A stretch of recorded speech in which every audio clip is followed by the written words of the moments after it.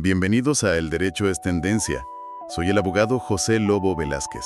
Hoy vamos a analizar a fondo una sentencia reciente del Tribunal Supremo de Justicia de Venezuela.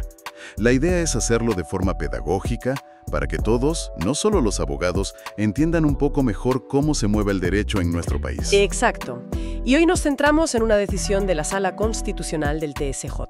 Es bastante nueva, del 14 de mayo de 2025. La ponencia es de la magistrada Tania D'Amedio Cardiet. Y lo interesante es que revisa una decisión anterior. ¿De qué sala? De la Sala Político-Administrativa, la SPA. Era la sentencia número 421, del 20 de junio de 2024. Vale, o sea, Sala Constitucional revisando a la Político-Administrativa. ¿Y de qué iba el caso original? Pues mira, es un caso sobre nacionalidad. Una ciudadana de origen cubano que lleva más de 15 años viviendo en Venezuela. Además, está casada con un venezolano. Solicitó al Ministerio de Interiores, Justicia y Paz que se formalizara su nacionalidad venezolana por naturalización. Alegaba cumplir los requisitos del artículo 33, ordinal segundo, de la Constitución. Que bueno, parece bastante directo, ¿no? Si cumples los requisitos. Parecería. Pero aquí viene el problema. El Ministerio nunca respondió. Silencio total. La famosa abstención administrativa. Justo. Entonces, la ciudadana, ante esa falta de respuesta, interpuso una demanda por abstención ante la Sala Político-Administrativa. Quería que un tribunal obligara al Ministerio a decidir, básicamente. Entendido. Pero la ESPA no llegó a estudiar si tenía derecho o no a la nacionalidad, ¿verdad? No. La ESPA declaró la demanda inadmisible. Directamente. Y es esa decisión de inadmisibilidad la que ella pide que revise la Sala Constitucional. ¿Con qué argumentos? Fundamentalmente, dijo que la ESPA se había equivocado, que le dio más importancia a un requisito, digamos, de procedimiento, que a sus derechos constitucionales. ¿A qué requisito se refería? Al artículo 66 de la Ley Orgánica de la Jurisdicción Contenciosa Administrativa, la LOJCA. Este artículo dice que en las demandas por abstención hay que presentar documentos que demuestren los trámites efectuados. Ah, claro. Y la interpretación habitual de la ESPA es que trámites en plural significa que tienes que probar que insististe varias veces, ¿no? Que no vale con una sola solicitud. Exacto. Y ella solo había presentado prueba de una solicitud, la del 5 de mayo de 2023. Así que argumentó que esa interpretación de la ESPA chocaba con la Constitución. ¿Qué derechos decía que se vulneraban? Pues varios. La supremacía de la propia Constitución, el debido proceso del artículo 49, el derecho de petición del 51 y la tutela judicial efectiva del 26. Decía que el artículo 51, el de petición, no exige pedir las cosas 1000 veces para tener derecho a una respuesta o a reclamar si no te la dan. Es un punto clave, esa tensión entre la norma procesal y los derechos fundamentales, sobre todo en algo tan importante como la nacionalidad. Totalmente. Entonces, ¿cómo justificó la SPA su decisión de inadmitir en esa sentencia 421? Pues la SPA fue, digamos, muy pragmática. Vio el expediente, constató que solo había prueba de una solicitud al Ministerio y aplicó su criterio constante.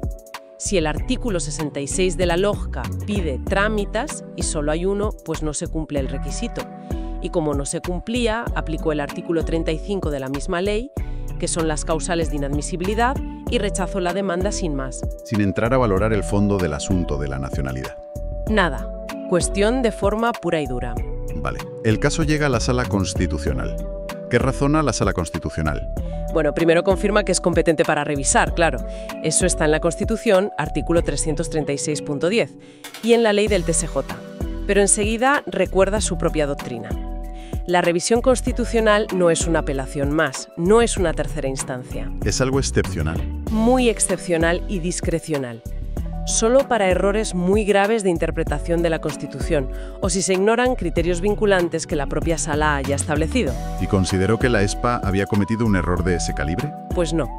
La Sala Constitucional dijo que la ESPA se había limitado a aplicar la ley procesal, la LOJCA, concretamente los artículos 35 y 66, y que además había seguido su propia jurisprudencia sobre cómo interpretar eso de los trámites efectuados. O sea que para la Sala Constitucional la actuación de la ESPA fue correcta desde el punto de vista procedimental y de su propia línea jurisprudencial. Eso es.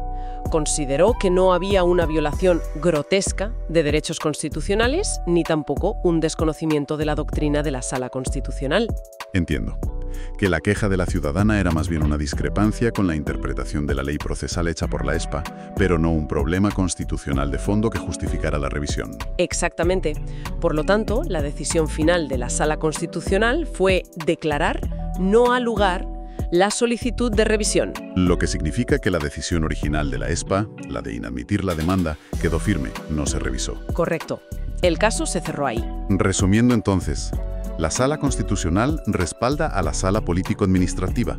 El requisito procesal del artículo 66 de la LOJKA, interpretado como la necesidad de demostrar varias gestiones, prevaleció. Prevaleció sobre el argumento de que una sola solicitud sin respuesta ya vulneraba derechos constitucionales, como el de petición o la tutela judicial. Y esto nos deja una reflexión pendiente, ¿no? Sí, yo creo que sí. Nos deja pensando si un requisito procesal como este de exigir múltiples trámites debería tener tanto peso, sobre todo cuando choca con derechos fundamentales como el de obtener respuesta de la Administración, artículo 51 de la Constitución, o el acceso a la justicia, artículo 26. Y más aún cuando lo que está en juego es materializar un derecho que la propia Constitución reconoce, como es la nacionalidad. Exacto. ¿Dónde está el equilibrio justo entre el orden del procedimiento y la protección real de los derechos? Es la gran pregunta que queda en el aire. Una pregunta fundamental, sin duda. Bueno, pues con esta reflexión concluimos nuestro análisis de hoy en El Derecho es Tendencia. Este espacio es una producción de Abogados Velázquez y Asociados. Muchas gracias por acompañarnos. Les animamos a seguirnos en nuestras redes sociales y a dejarnos sus comentarios. Nos ayuda a llegar a más gente. Pronto volveremos con más análisis de las tendencias jurídicas en Venezuela. Hasta la próxima.